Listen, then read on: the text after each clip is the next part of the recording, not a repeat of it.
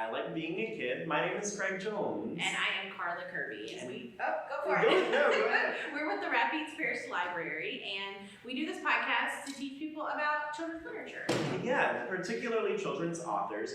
We cover a picture book and a chapter book once a month. I am covering Leo Lionni as the picture book author. Yes, and I do the chapter book author this month, and it is Carolyn Keene. We're both really excited to talk with you about our two authors. I mean, we never really cover an author that we dislike, I'd say. Right, because we get to choose them. Yes, exactly. But there's such a warmth to Leo.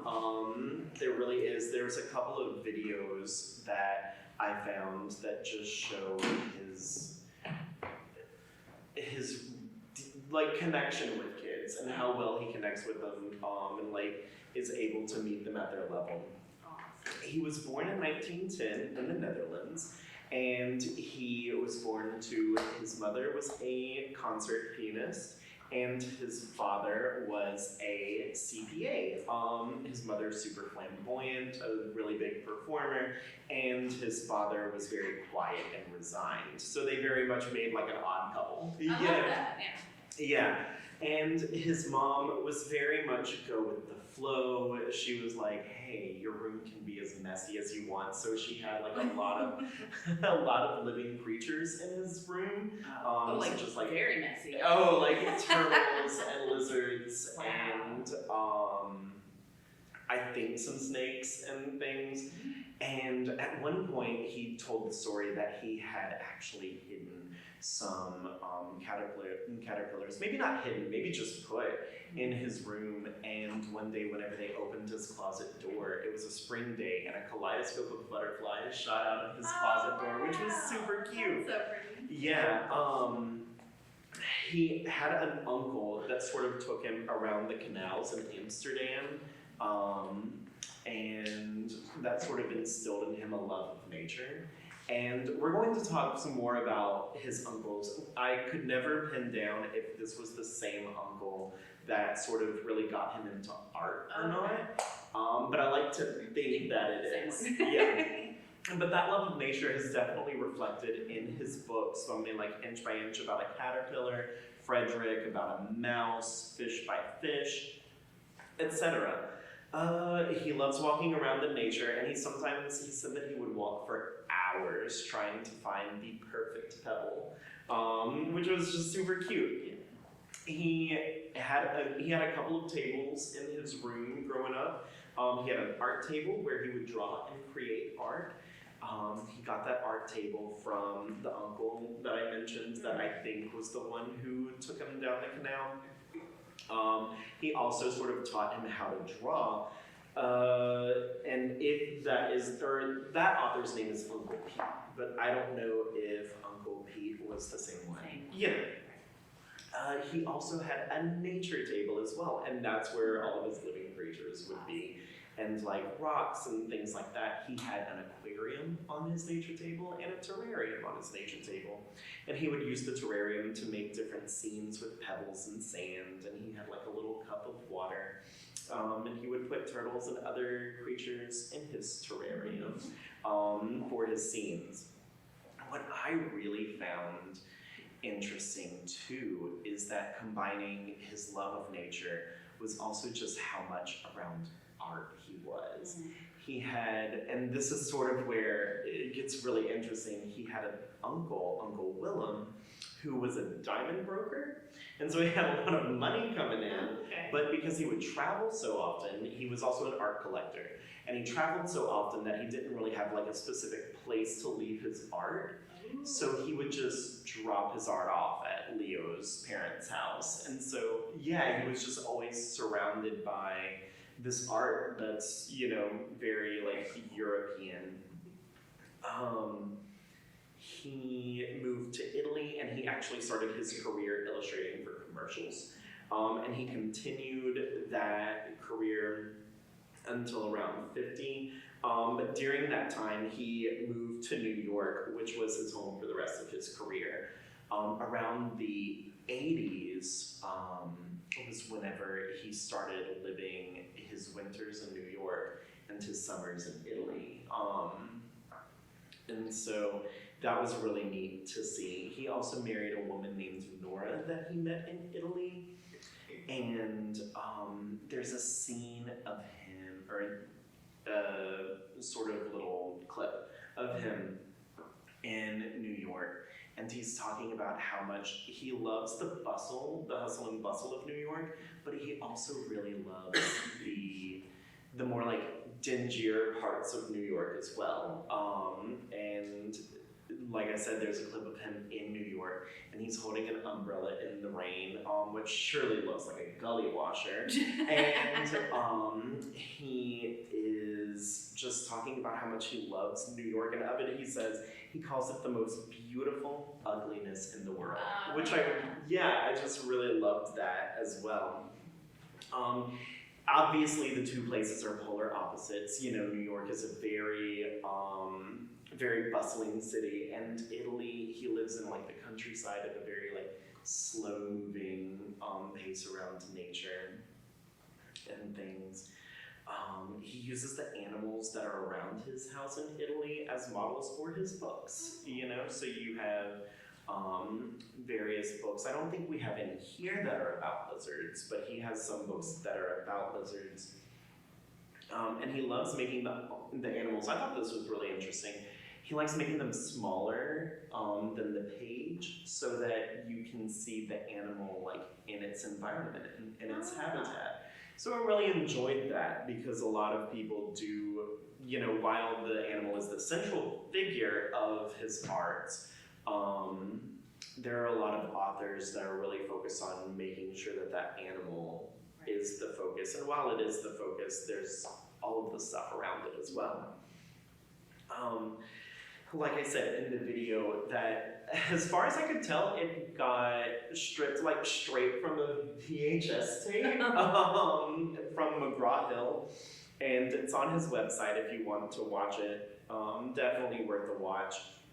He's just so warm and pleasant with the kids that are in the video. You know, whenever we first see him, he's holding up a rose like Frederick, Leo is.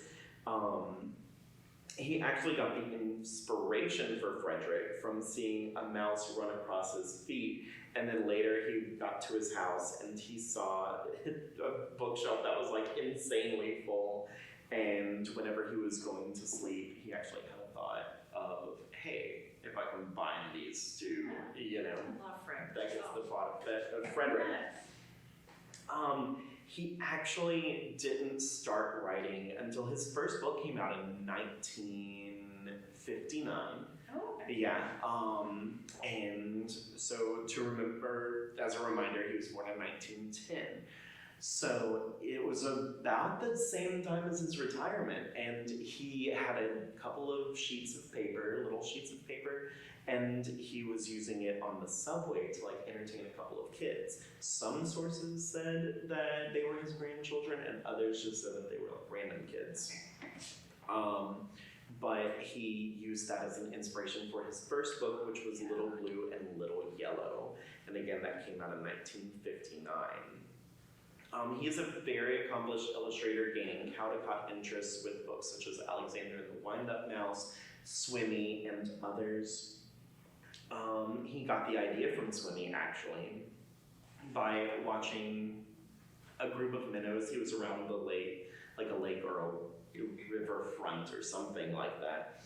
And he heard a motorboat coming. Obviously, the minnows noticed it too. So they just all swam as a unit, which Swimmy very much does have that plot point of sort of like in Finding Nemo, where all of those fish come together. You know, that's sort of the plot of Swimmy. So that's how he got that. He talks about just the need for humans to create things, create art. Sure, he made a lot of illustrations from like cut up pieces of paper and things like that, but he also made sculptures, and in the video he teaches kids how he makes a mouse out of like clay and whatnot. I like the variety of art. Like you said, it's a lot of cut up piece of paper, but then like Fish's Fish is like smudgy crayon kind of look to it, which I love the art in this.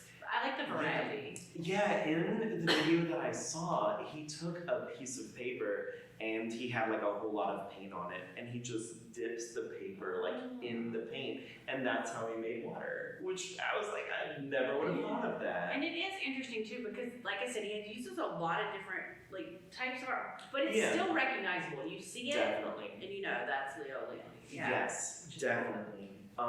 He also, in that video, he shows his audience how to make a mouse out of paper. So teachers, if y'all are watching, that's an amazing little craft idea. Yeah. We need to do that for a story time. I've thought about it. Yeah. It's on my to-do list. So I dare. Which is odd enough because that's the next book that I'm planning on talking about. So the Green-tailed Mouse is actually a book about Mardi Gras. And it's really interesting to sort of look at Mardi Gras through like a non-Louisiana lens, yes. you know, because I mean there's nothing in this book that really connects it to Louisiana. But the first time I read it, I sort of came in blind, not realizing that it was about Mardi Gras, and I was like, well, wait a minute, this sounds familiar. And so they actually call it Mardi Gras by name. So ultimately, that is Leo Lionni. Awesome. Yeah. Well, I'm excited because I love his books, but I know nothing about him. Now, is he still with us? He is not. He's not, okay. I'm wanting to say around 1990. Okay. Yeah, but I'm going to look that up right quick Oh, while you sure. start us about Karolyn Keene. Yeah, so Karolyn Keene. I chose Karolyn Keene because I loved the Nancy Drew books growing up. And after I chose Karolyn Keene, as I was doing the research, I was like, I might have bitten off a little more than I could chew, Craig. Because here's the thing about Karolyn Keene. She's not one person. Karolyn Keene is a pseudonym for the authors of the Nancy Drew series, and there was another small series that they wrote as well. But just to kind of give you an overview of how it happened, so in, 1899? Yes, in 1899, Edward Stratemeyer created the Stratemeyer Syndicate. He noticed a huge gap, and at that point, no books were being like marketed and targeted to children. Like there just weren't any. And he was like, this is something I should do.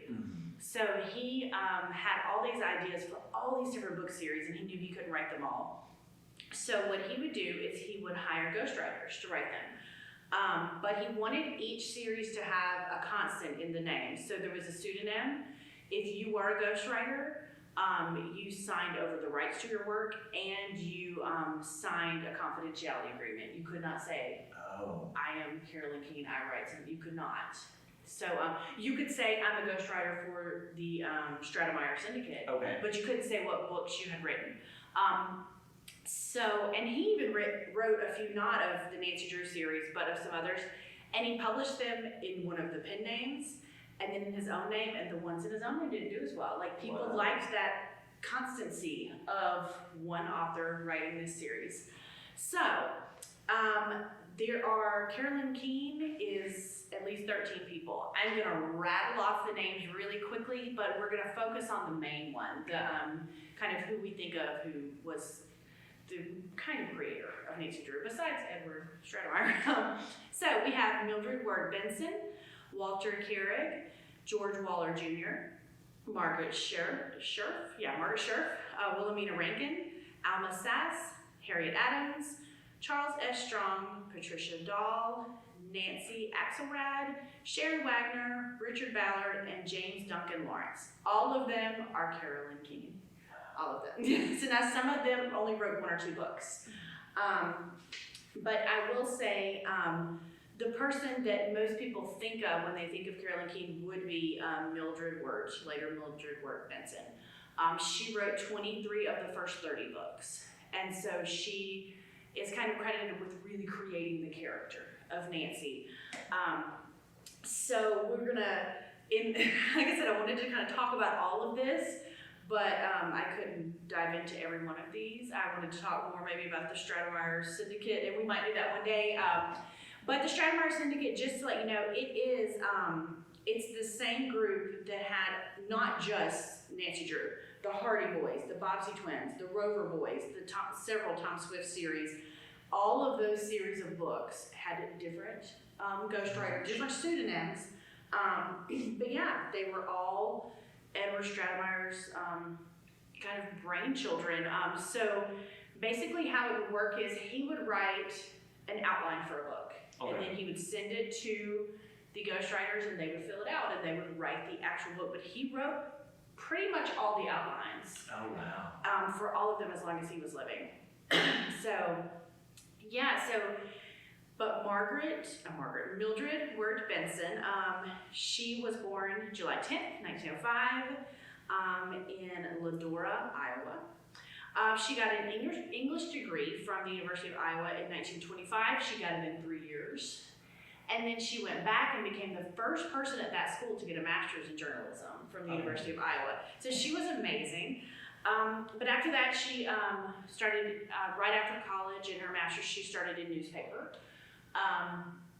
And she saw an ad for a ghostwriter from Edward Stratemeyer. So she answered it and said, hey, I'm thinking of moving to New York. And so they met, they agreed upon it, and she said, funnily enough, in all the years, that is the only time she ever met Edward Stratemeyer. Wow. From then on, it was all through correspondence. He would send her an outline, she would send the book, they would go back. They met one time. So that's really interesting. So the first book she actually wrote for him was in the Ruth Fielding series, which was an adult series that he had, and it was kind of losing popularity, and she's credited at kind of bringing it back and getting it more popular. But that pen name was Alice B. Emerson, but it was Mildred Wirt Benson who wrote it.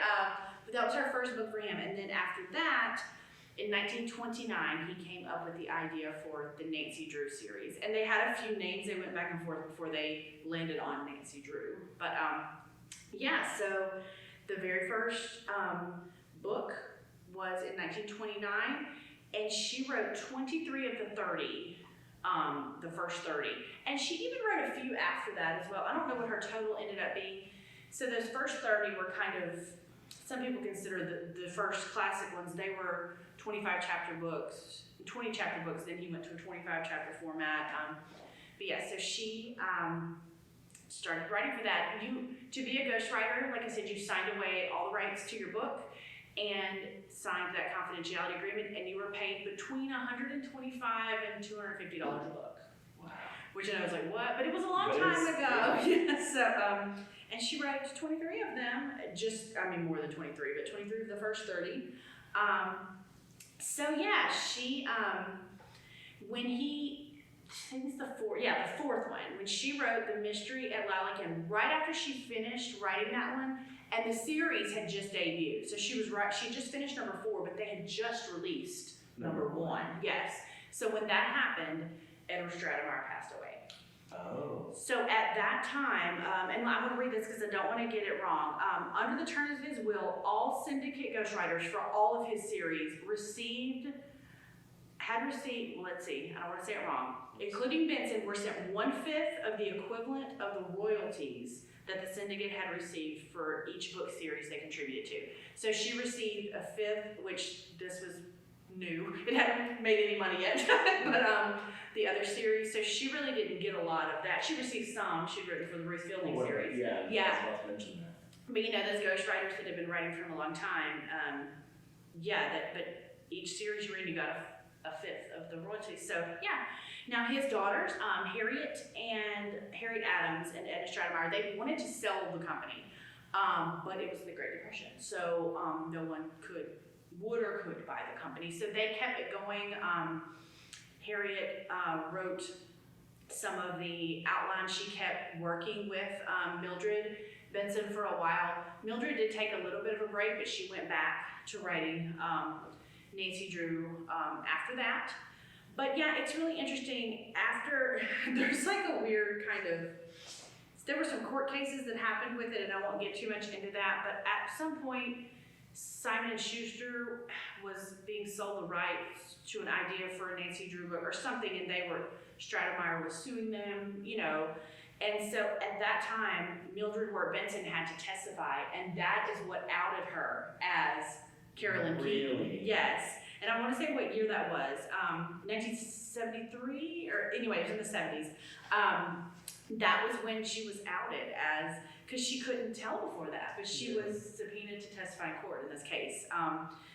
So yeah, it's interesting. Now, there is Harriet Stratemeyer Adams. Harriet was his daughter, and she was writing the outlines, and at a point she did start writing a lot of the Nancy Drew books as well. There is some debate over whether she wrote the ones she's claiming did ghostwriters, but the ones she did write, some of them, people said that Nancy had kind of personality change and lost a little bit of her spunk and her strong-willedness, that's not a word, but yeah, so people weren't as pleased with those. But anyway, yeah, so Carolyn Keene, not one person, lots of people, and I could have talked more about a lot of the other people, but I thought Mildred Wirt Benson was so interesting. In 1928, she was married to Asa Wirt, and he passed away shortly after they got married. I want to say they were married 8 years, yes, and he passed away from a long illness. And then she married George A. Benson. One of them was an editor, one was a correspondent for Associated Press, so very much in the journalistic world.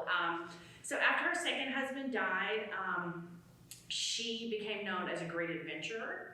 She went to numerous times to Central America. She saw archaeological excavations, and yeah, she was Mayan sites. After her second husband's death, she got her pilot's license, and she flew for several years. Wow. Like, she was just cool. Yeah. I kind of love Mildred Wirt Benson. But she did have other work. She had some works in her own name. So look her up if you get a chance. But yeah, I was fascinated. And you can see, I mean, Nancy Drew has gone through lots of different, these were kind of the original covers. And then these are the original books re-released. That's the publication that This I've one? always really seen. I remember these, and then these are kind of break-offs, some of them. This is like Nancy Drew and the Clue Crew. Oh, that's hard to say. And then this is Nancy Drew, Hardy Boys kind of mashup. But, so there have been lots of break-off series from Nancy Drew. So altogether, there are over 150 books in the Nancy Drew world. But those first 50 or 60 are kind of the original, with the first 30 being the first of that exact format. Okay. And she wrote 23 of those. So, yeah, she did pass away in 2002, I think, yes, in Toledo. And she was 96. She lived a long, awesome life. But yeah, if you ever get a chance to do some research into the Stratemeyer syndicate, it's very interesting. They kind of led the way on books being marketed to children, which is great. Really cool. Yeah, no one at that point thought, hey, there's no money in that. There's no, and obviously they were wrong. So yeah. So I did look it up about Leo Lionni, and he did pass in 99. 99. So it was 9 years off. So Okay, it's close enough. yeah. But yeah. So I had a lot of fun with this one. I felt a little overwhelmed at points doing all the research, and then I was like, should I go more into Harriet? And I was like, no, I can't. This would be hours long. Yeah. So if you're new to our podcast, this is the point where we choose who we will talk about next month. So I will be the picture book chooser for next month, and you'll be chapter books. Yeah. So for picture books next month, I am going to be talking about Gail Gibbons. Because I really want to get back into some nonfiction. We haven't done nonfiction picture, but well, it's Steve Jenkins. Steve Jenkins. Yeah. Yeah, I'm excited to hit some nonfiction. Yeah, and I think that I'm going to lean a little bit into Halloween. And I think that I am going to do Lemony Snicket. Oh, fun! Yeah, That's going to be a good one. It's awesome. So Very different of Halloween. Very different. Gail Gibbons. Oh yeah. But still, interesting nonetheless. Yeah. All right, well, thank you guys so much for watching, and yeah, go read a book. Thanks, guys. Thank you.